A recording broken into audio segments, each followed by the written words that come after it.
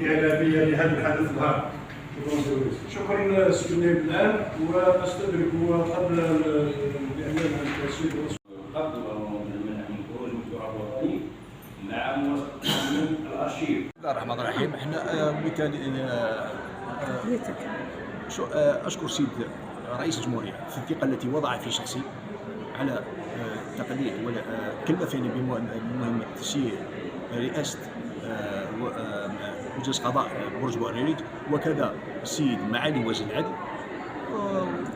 وبالتالي اتمنى زعما باش نسيروا نكون على حسن الظن الثقه التي وضعها في شخصي كل من سيد رئيس الجمهوريه وكذا سيد معالي وزير العدل، ورب العالمين ان شاء الله يسدد الخطى تاعنا ان شاء الله، ونتلاقاو في فرصه اخرى ان شاء الله.